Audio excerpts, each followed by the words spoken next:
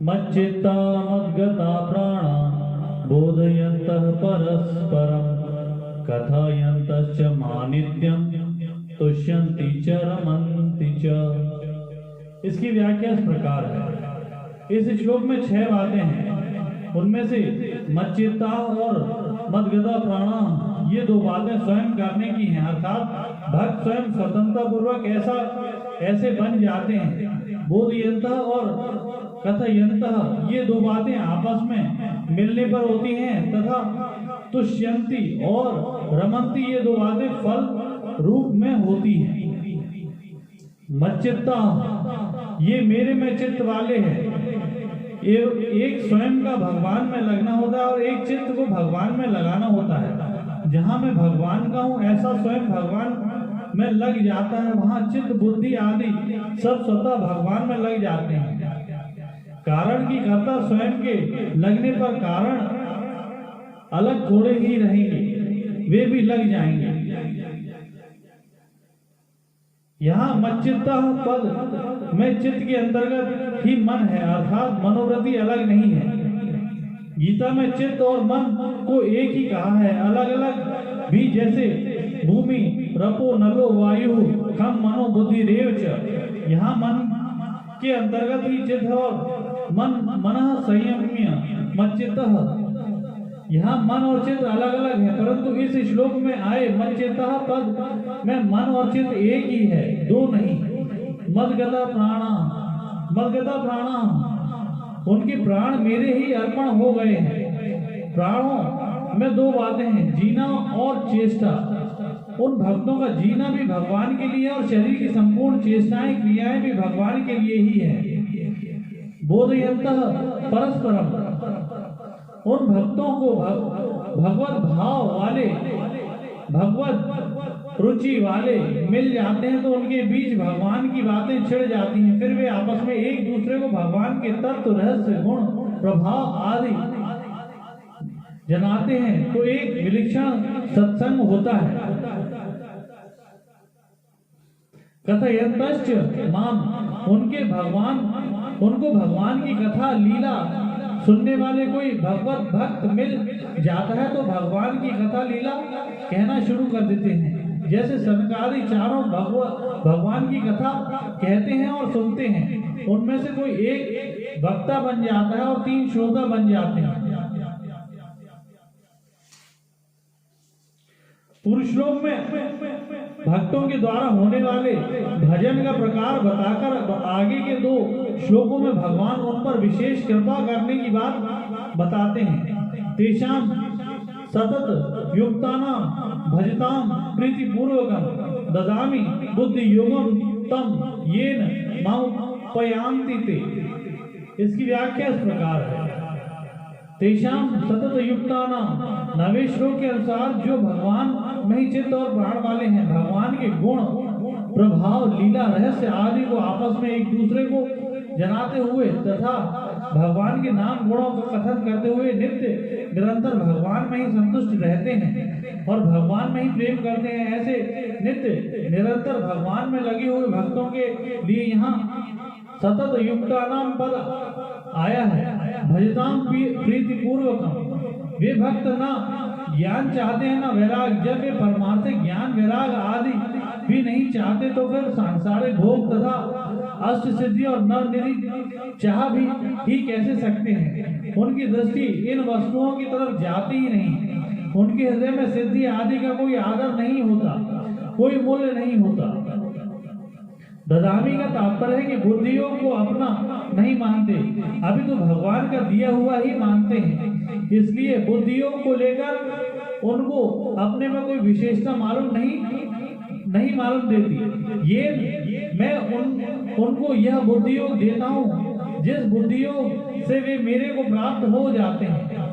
ममुपयान्ति ते जब वे भगवान में ही चित्त और प्राण वाले हो गए और भगवान में ही संतुष्ट रहते हैं तथा भगवान में ही प्रेम करते हैं तो उनके लिए अब भगवान को प्राप्त होना क्या बाकी रहा, जिससे कि भगवान को यह कहना पड़ रहा है कि मेरे को प्राप्त हो जाते हैं। मेरे को प्राप्त हो जाने का तात्पर्य है कि वे प्रेमी भक्त अपने में जो कमी मानते हैं वह कमी उनमें नहीं रहती, अर्थात उन्हें पूर्णता का अनुभव हो जाता है। तेषा मेवानुकंपार्थ महम जानजम तमः ना शयाम्यम भावस्थो ज्ञान दीपेन भास्वता। इसकी व्याख्या इस प्रकार है। उन भक्तों के हृदय में कुछ भी सांसारिक इच्छा नहीं होती। इतना ही नहीं, उनके भीतर मुझे छोड़कर मुक्ति तक की भी इच्छा नहीं होती। आत्म भावास्थ मनुष्य अपना जो होनापन मानते हैं कि मैं हूँ, तो यह होनापन प्रायः प्रकृति शरीर के साथ संबंध जोड़कर ही मानते हैं, अर्थात तादात्म्य के कारण शरीर के बदलने में अपना बदलना मानते हैं। जैसे मैं बालक हूँ, मैं जवान हूँ, मैं बलवान हूँ, मैं निर्बल हूँ इत्यादि। परंतु इन विशेषणों को छोड़कर तत्व की दृष्टि से इन प्राणियों का अपना जो होनापन है वह प्रकृति से रहित है। इसी होनेपन में सदा रहने वाले ईश्वर के लिए यहाँ आत्म भावास्थ पद आया है। भास्वता ज्ञान दीपेन नश्यामि। प्रकाशमान ज्ञान दीप के द्वारा उन प्राणियों के अज्ञान जन्य अंधकार का नाश कर देता हूँ। तात्पर्य है कि जिस अज्ञान के कारण मैं कौन हूँ और मेरा स्वरूप क्या है, ऐसे जो अनजानपना रहता है, उस अज्ञान का मैं नाश कर देता हूँ, अर्थात तत्वबोध करा देता हूँ।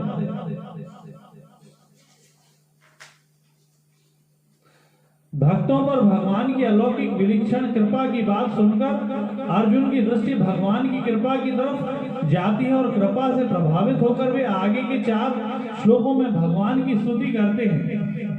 अर्जुन उवाच परम ब्रह्म परम धाम पवित्रम परमं भवान् पुरुषं शाश्वतं दिव्यं आदिदेवमजं विभुम् अहुस्त्वा ऋषयः सर्वे देवर्षिर्नारदस्तथा आसितो देवलो व्यासः स्वयं चैव प्रवीशिमे। इसकी व्याख्या इस प्रकार है। परम ब्रह्म परम धाम पवित्रम परमं भवान।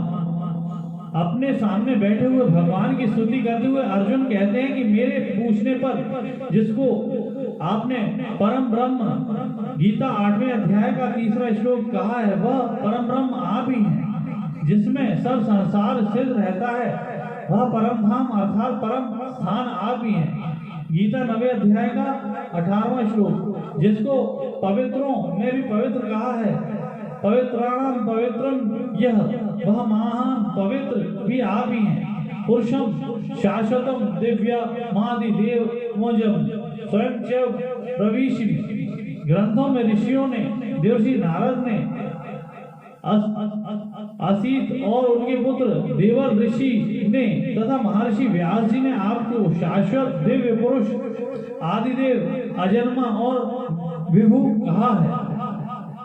आत्मा के रूप में शाश्वत गीता 2 अध्याय का 20वां श्लोक, सगुण निराकार के रूप में दिव्य पुरुष गीता 8वें अध्याय का 10वां श्लोक, देवताओं और महर्षियों आदि के रूप में आदिदेव गीता 10वें अध्याय का 2रा श्लोक। मूढ़ लोग मेरे को आज नहीं जानते, गीता 7वें अध्याय का 25वां श्लोक, तथा असम मूढ़ लोग मेरे को आज जानते हैं, गीता 10वें अध्याय का 3रा श्लोक। इस रूप में आज और मैं अव्यक्त रूप से सारे संसार में व्यापक हूँ, गीता 9वें अध्याय का 14 श्लोक।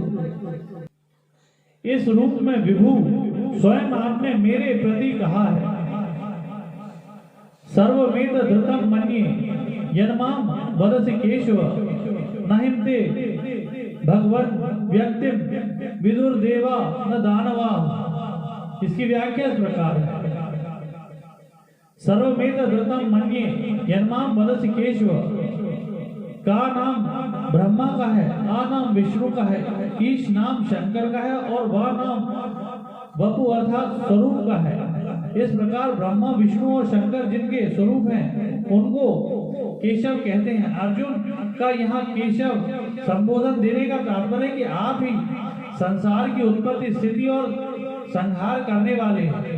7वें से 9वें अध्याय तक मेरे प्रति आप यह जो कुछ कहते आए हैं वह सब मैं सत्य मानता हूँ, और ये तक अभी 10वें अध्याय में आपने जो विभूति तथा योग का वर्णन किया है वह सब भी मैं सत्य मानता हूँ। तात्पर्य है कि आप ही सबके उत्पादक और संचालक हैं। आपसे भिन्न कोई भी ऐसा नहीं हो सकता। आप ही सर्वोपरि, इस प्रकार सबके मूल में आप ही हैं, इसमें मेरे को संदेह नहीं है।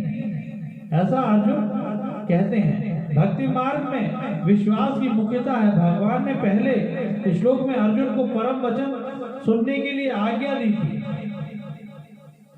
उसी परम वचन को अर्जुन यहाँ रतम अर्थात सत्य कहकर उस पर विश्वास प्रकट करते हैं। नहीं ते भगवान व्यक्ति विदुर देवा न दानवा। आपने गीता 14वें अध्याय के 5वें श्लोक में कहा है कि मेरे और तेरे बहुत से जन्म बीत चुके हैं, उन सबको मैं जानता हूं, तू नहीं जानता। इस प्रकार आपने 10वें अध्याय के 2 श्लोक में कहा कि मेरे प्रकट होने को देवता और महर्षि भी नहीं जानते। आपने अपने प्रकट होने के विषय में आपने जो कुछ कहा वह सब ठीक ही है, कारण कि मनुष्यों की अपेक्षा देवताओं में जो दिव्यता है वह दिव्यता भगवत तत्व को जानने में कुछ भी काम नहीं आती। वह दिव्यता प्राकृत उत्पन्न और नष्ट होने वाली है, इसलिए वे आपके प्रकट होने के तत्व को हेतु को पूरा नहीं जान सकते।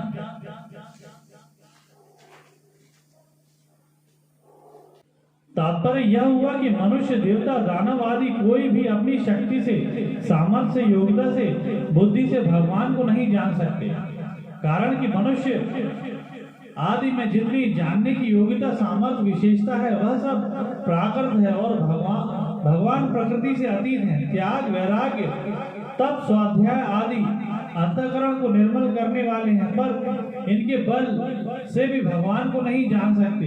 भगवान को तो अनन्य भाव से उनके शरण होकर उनकी कृपा से ही जान सकते हैं। गीता 10वें अध्याय का 11वां और 11वें अध्याय का 54वां श्लोक।